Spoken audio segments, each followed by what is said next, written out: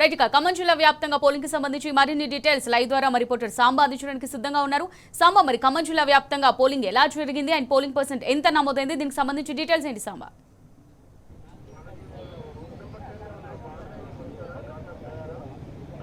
అమూల్య, ఉదయం 7 గంటలకు మొదలైనటువంటి పోలింగ్ ఇప్పటివరకు ప్రశాంతంగా కొనసాగింది. 5 గంటలకు సరిగ్గా ఆయా పోలింగ్ కేంద్రాలకు సంబంధించినటువంటి ప్రధాన గేట్లకు తాళాలేశారు. అప్పటి వరకు ఎవరైతే ఓటర్లు తమ ఓటు హక్కు వినియోగించుకునేందుకు పోలింగ్ కేంద్రాలకు చేరుకున్నారో వారిని మాత్రమే లోపలికి అనుమతించి మిగతా వాళ్ళందరినీ కూడా బయటికి పంపించేసి గేట్లకు తాళాలు వేశారు. ప్రశాంతంగా పోలింగ్ కొనసాగిందని చెప్పుకోవచ్చు. ఖమ్మం జిల్లా వ్యాప్తంగా ఉన్నటువంటి 5 మున్సిపాలిటీలు ఎదురాపులం, మదిల, వైరా, కల్లూరు, సత్తుపల్లి 5 మున్సిపాలిటీలు కలిపి దాదాపు 83 నుంచి 85% దాకా పోలింగ్ నమోదైనట్టుగా అధికారులు చెప్తున్నారు. చివరి గంట పోలింగ్ 5 గంటల తర్వాత పోలింగ్ కేంద్రాలకు వచ్చి ఆయా పోలింగ్ స్టేషన్లో ఓట్లు వేసినటువంటి వారి వివరాలు రావాలంటే మరొక గంట పట్టేటువంటి అవకాశం ఉంటుంది. కాబట్టి 6 గంటల తర్వాత అధికారికమైనటువంటి పోలింగ్ శాతాన్ని వెల్లడించేందుకు అధికారులు సమాయత్తమవుతున్నారు.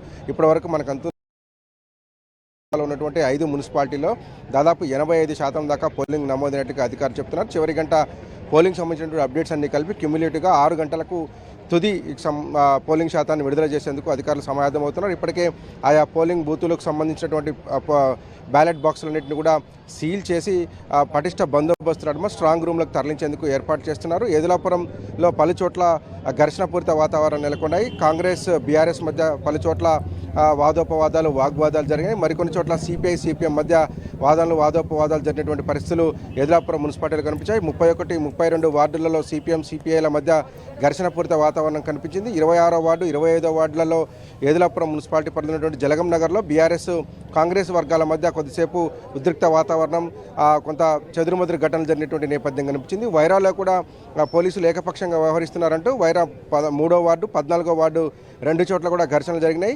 దాంతో బీఆర్ఎస్ నేతలకు, కాంగ్రెస్ నేతలకు మధ్య వాగ్వాదం జరిగినటువంటి పరిస్థితి కనిపించింది. పలు చోట్ల పోలీసులు ఏకపక్షంగా వ్యవహరిస్తూ బయటికి పంపించారని చెప్పి బీఆర్ఎస్ ఆరోపణ చేస్తుంది వైరా నియోజకవర్గంలో. ఆ తర్వాత సత్తుపల్లి, కల్లూరులలో ప్రశాంతంగా పోలింగ్ కొనసాగింది. చెదురుమదురు ఘటనలు మినహాయిస్తే ఎక్కడా కూడా